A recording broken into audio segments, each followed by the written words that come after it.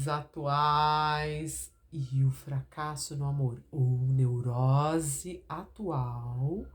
e o fracasso no amor. Por que neurose atual? Gente, eu vou estar emprestando aqui um saber psicanalítico freudiano, é um texto de 1890 a 1900, quando Freud começou a fazer uma escuta tanto das histéricas quanto dos neurastênicos e os hipocondríacos. E ele queria entender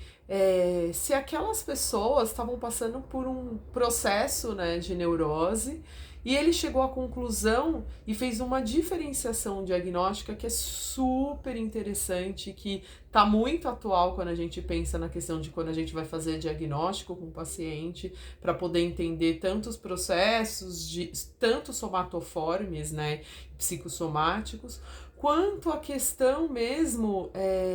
de uma neurose atual. Por que atual, né? Por que ele usou esse termo neurose atual? Porque para diferenciar das outras neuroses, que as outras neuroses, quer dizer, a neurose clássica em si, ela tem muito mais a ver com as questões que veio de neuroconstituição da infância e que desemboca num sintoma de neurose, mas que tem reflexo, né, de recalque, de repressão, de complexo de Édipo, que tá ali no processo de desenvolvimento que vem desde a infância. E a neurose atual, não. A neurose atual, ele tentava diferenciar das outras neuroses, por quê? Porque tinha muito mais a ver com o conteúdo da atualidade sintomática do sujeito do que restos ou recalque ou repressão que vinha ali de neuroconstituição, mas sim de um presente momento, daquele momento do sujeito que ele estava passando dentro do seu campo da sexualidade ou das relações amorosas, onde não existia um processo de satisfação plena dessas pulsões energéticas sexuais, ou a pessoa estava passando por questões relacionadas realmente tanto à sexualidade e a conteúdos masturbatórios, como por exemplo na neurastenia, que ele coloca que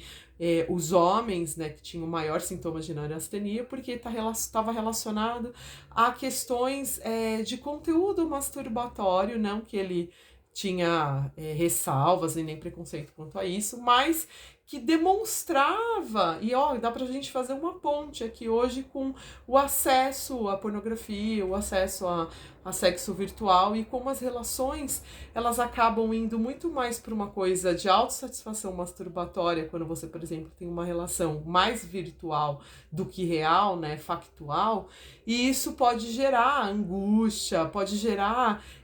a não completude dessa pulsão, no sentido não de completude, porque completude a gente sabe que completude realmente não existe, mas a liberação total da pulsão num processo de satisfação. E quando essa liberação não acontece no processo de satisfação no factual, há um grande potencial de desenvolver nesse psiquismo processos psicopatológicos, como por exemplo a neurastenia. Principalmente que ele colocava no homem, porque ele diferenciava a neurastenia, por exemplo, de uma neurose de angústia que tinha na mulher. Por quê? A mulher, como ela não tinha muito acesso e nem toda essa liberação da sexualidade, justamente porque também não se tinha métodos dos contraceptivos, a mulher ela vivenciava uma sexualidade, caso ela não quisesse engravidar, por exemplo, num coito interrompido. Então, o coito interrompido acabava gerando uma relação onde, às vezes, ela não conseguia chegar no ápice orgástico e ela estava sempre alhures, né, de uma satisfação realmente pulsional sexual que lhe gerava uma angústia. E essa angústia gerava várias sensações corporais, principalmente somatoformes ou conversivas, né, que acabava indo para uma coisa mais de um processo de histeria conversiva, e muitas com sintomas clássicos, por exemplo, de medo de ficar louco, de morrer, e aquelas taquicardia, dor de cabeça, dor no corpo, dor nas costas, sintomas clássicos de pânico, né, que foi inclusive classificado em 1890 em 95 pelo próprio Freud, quando ele trazia esses conteúdos e fez uma correlação, né, dessa angústia, né, dessa neurose de angústia e um pânico, né, realmente o medo de morrer, que acabava às vezes, né, batendo com a questão da hipocondria, que é quando a pessoa realmente tinha uma sensação mesmo corporal de que estava muito doente com as doenças, e que não é mentira, mas que a pessoa meio que acreditava, o corpo acreditava que ela estava realmente passando por uma injúria, que tem muito mais a ver com processos conversivos, que tanto na hipocondria, que vai para uma coisa muito mais de uma ordem mais na psicose, e na neurastenia no homem, que era aqueles sintomas reativos relacionados realmente a uma sexualidade que não conseguia chegar nos seus ápices de satisfação, e no caso da mulher, a neurose de angústia, que ela era inibida, por exemplo, num processo de coito interrompido, a atingir a satisfação sexual. E quando ela não atingia essa satisfação sexual plena, gerava nela doenças, gerava neles, né? Vamos colocar assim, os três, cada um dentro de uma conotação psicopatológica, mas todos dentro de uma neurose atual, que quer dizer que não tem resquícios de desenvolvimento infantil, né, de neuroconstituição infantil no processo de formação da neurose, mas que aquela neurose era atual, relacionado à atualidade da sexualidade ou dos fracassos amorosos, onde o sujeito não conseguia ou não consegue, vamos pensar na coisa da neurose hoje, né, como a gente pode fazer essa correlação do texto do Freud, de 1890, com a nossa atualidade. Hoje, a gente sabe, né, tudo bem, depois de 1900, o Freud acabou fazendo outros textos, né, que fala sobre inibição, sintomas e angústia, e diferenciou essas três neuroses principais, né, que seria a neurastenia, a neurose de angústia e a hipocondria, e depois ele conseguiu realmente fazer uma sutura desses sintomas e classificar cada um dentro do seu campo de realidade psíquica, que está mais relacionado a cada uma neuroestrutura de desenvolvimento. Agora, quando a gente pensa na questão atual, né, qual é a neurose de angústia atual que é capaz de transformar, que hoje a gente tem tanto, gente, casos de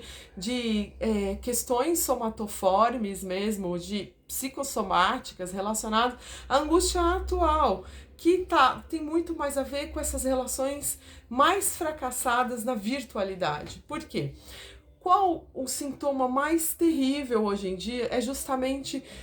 algo que vem de recorrência, assim,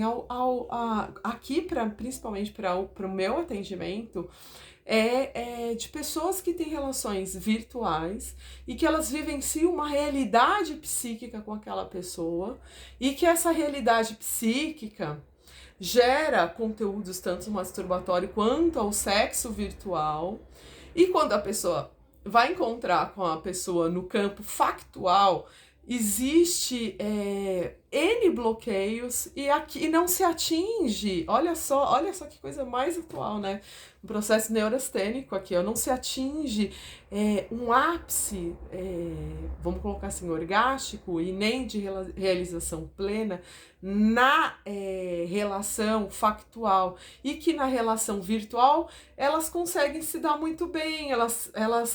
conseguem atingir orgasmos interessantes, mas que quando elas vão para o campo da realidade, quando elas vão realmente se encontrar, elas têm choques,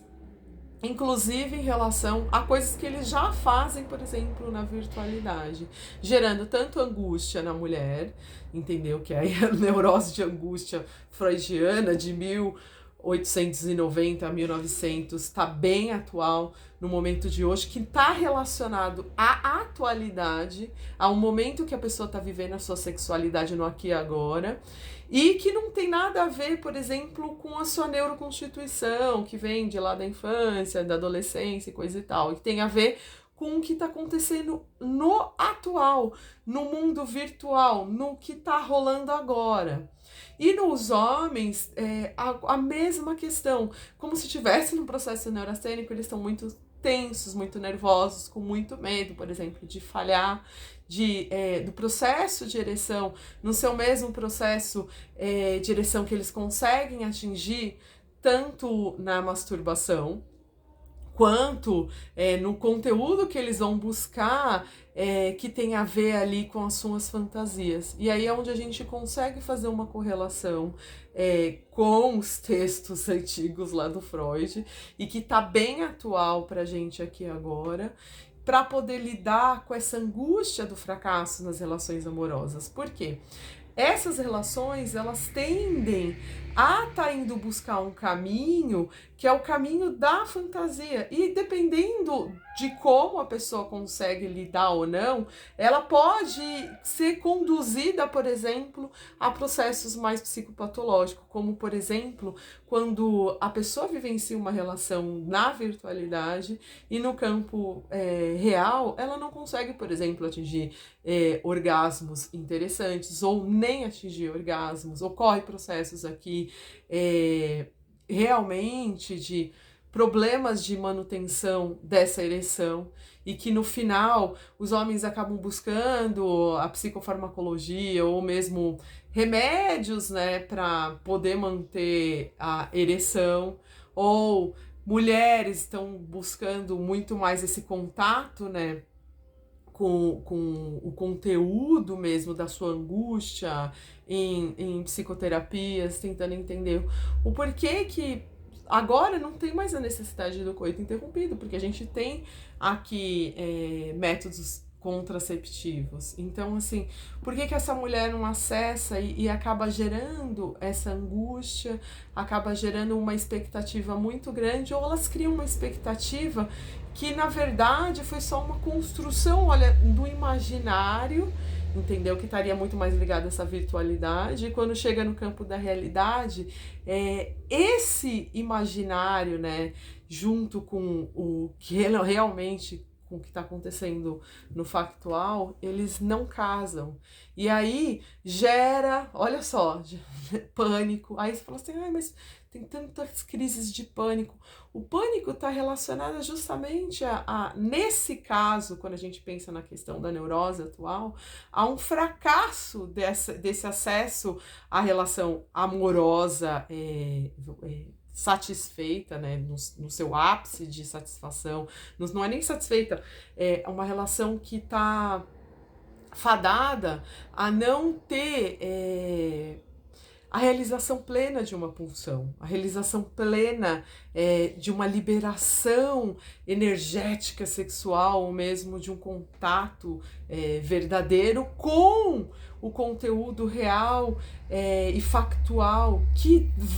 entra em choque aqui com uma construção que foi uma construção muito mais idealizada, uma construção muito mais voltada para as fantasias e para essa coisa do virtual, que se é construído ali dentro de coisas que estão muito mais relacionadas à fantasia. E dependendo desse acesso, assim, por exemplo, quando você pensa na questão do fracasso amoroso, e aí você vê tanta angústia, e aí você acaba vendo quadros de realmente de doenças somatoformes, né, vamos colocar assim, mais conversivas, que pode tanto ir para a hipocondria, né, que é quando a pessoa não tem uma relação direta, né, com a neurose, mas sim mais com a conversão, e que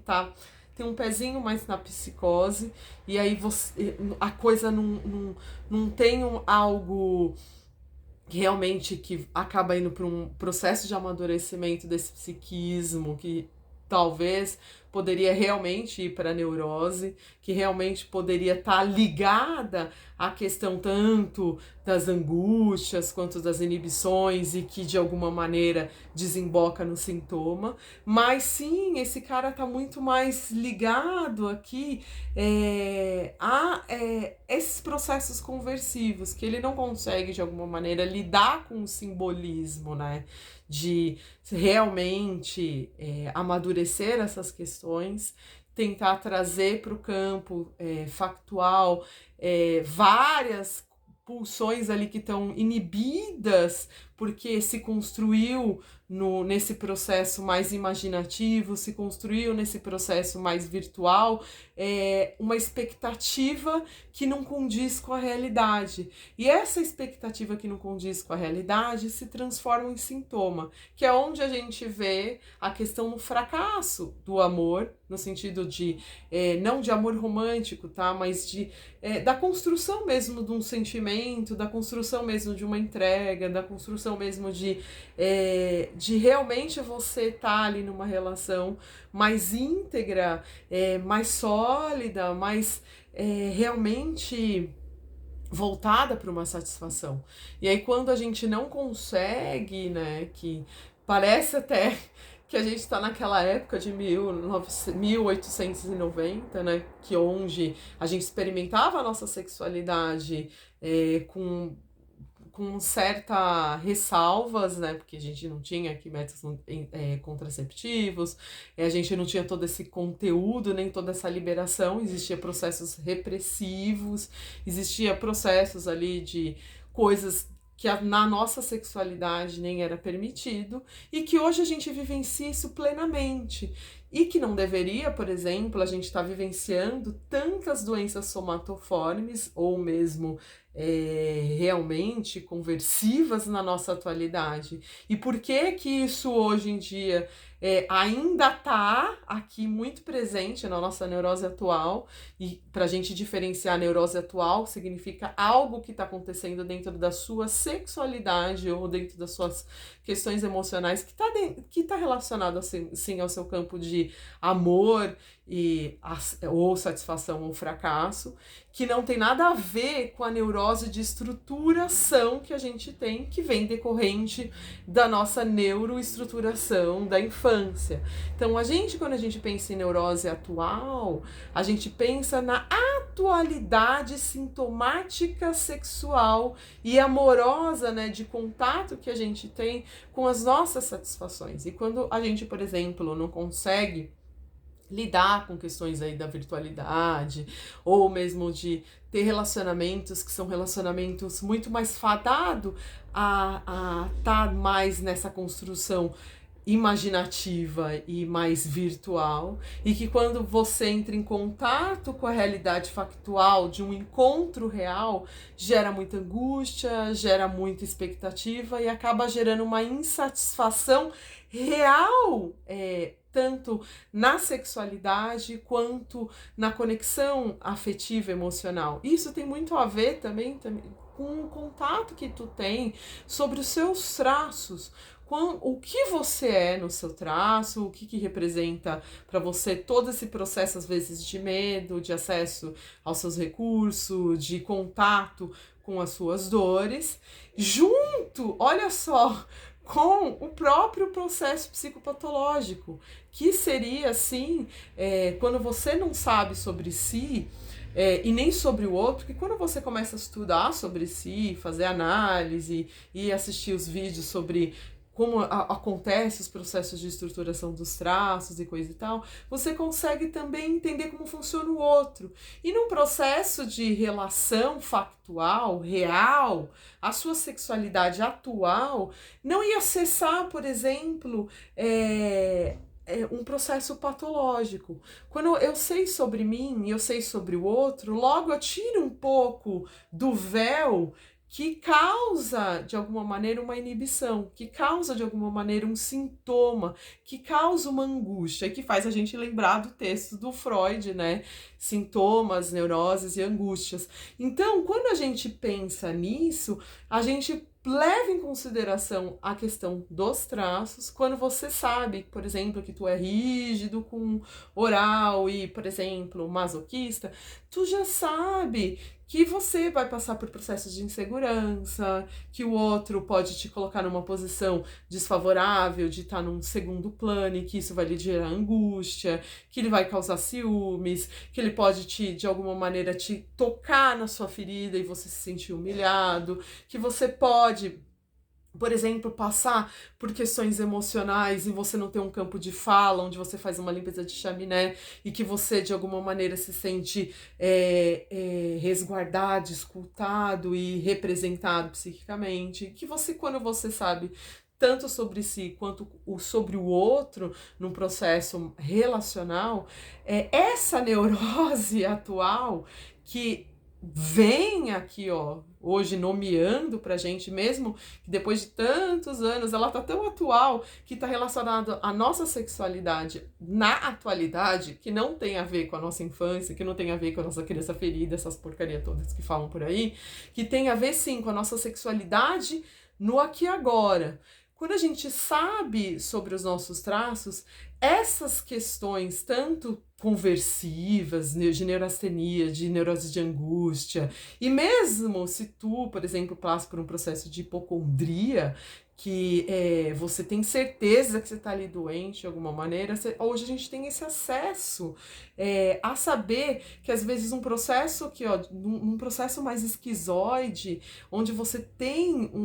você tem um conteúdo muito mais esquizoide, você sabe, a gente já sabe que esse sujeito tem inclusive um potencial muito maior de fazer um processo conversivo somatoforme relacionado à sua própria condição do traço, que lhe coloca ali, lhe confere ali um certo grau de paranoia, um certo grau ali de realmente de esquizoidia, que lhe põe ali no processo muito mais imaginativo, a ponto dessa imaginação fazer um processo conversivo, onde ele sente que aquele corpo é um corpo que tá doente, é um corpo que tá passando por aquela doença que a gente às vezes chama até de DNV, né? Distúrbio neurovegetativo. Então, assim, às vezes, quando você, por exemplo, não sabe dos seus traços, não sabe qual é a sua condição de neuroestruturação, fica muito mais complicado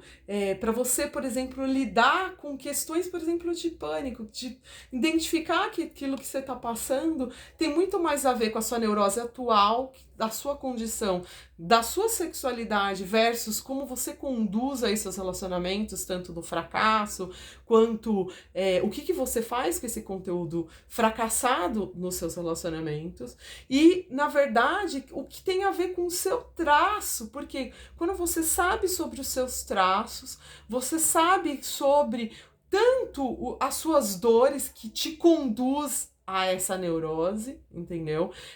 Que te coloca ali, por exemplo, no processo reativo como uma neurastenia, que tem muito mais a ver aqui com um cara que tá muito mais viciado na sua própria mão, tá muito mais viciado em conduzir uma masturbação que que preenche, né? Vamos colocar assim, não é nem totalmente, mas que preenche seu campo de fantasia, porque no fundo, assim, ele às vezes não tem nem fantasia. O processo de estar em acesso, por exemplo, ao conteúdo masturbatório de pornografia, lhe coloca ali uma satisfação que é uma satisfação momentânea, mas só que essa satisfação às vezes causa um vício. E esse vício, ele na verdade faz com que o cara libere um conteúdo orgástico, mas não entre em acesso, por exemplo, a um conteúdo mais satisfatório. E esse conteúdo não satisfatório acaba gerando processos de angústias muito grandes, que faz com que o cara seja reativo, faz com que o cara seja nervosinho, explosivo, que sai na rua para brigar com os outros. E no caso das mulheres, elas não conseguem, na verdade, atingir o seu orgasmo pleno, porque elas são muito mais relacionadas com conteúdos que elas, na verdade, criaram ali na virtualidade. Quando chega no campo factual, a coisa não acontece do jeito satisfatório, gerando angústia, gerando pânico, gerando uma série de questões que lhe colocam ali naquela sensação de fracasso nas relações amorosas. E no processo mais hipocondríaco, quando a gente pensa na questão dos traços, justamente quando você conhece quais traços vocês têm, é óbvio que outros traços também podem entrar no processo de hipocondria, quando você já tem um processo psicopatológico que vai para uma coisa muito mais da esquizoidia, que vai realmente para um processo muito mais esquizoparanoide. Então, assim, são pequenas questões que a gente, quando a gente, por exemplo, passa por um processo de anamnese anatômico-corporal, a gente aqui já identifica, por exemplo, se você está vindo para um tratamento justamente porque você está passando por várias questões amorosas, por várias questões de fracasso amoroso e que você se vê às vezes num processo de neurose mesmo, sintomatológico, onde você não consegue ter relações saudáveis com as pessoas, quando chega no campo da sexualidade e no campo relacional, a coisa desanda. Isso tem a ver com você acessar os seus traços e entender qual é a neurose atual que está atuando no seu psiquismo e transformando isso num processo psicopatológico. Fica a dica, gente. Se inscreva no canal, você ficou até aqui. Compartilha com seus amigos. E se vocês querem fazer um processo de anamnese anatômico corporal, é só entrar em contato aqui que eu vou deixar o meu telefone aqui para vocês.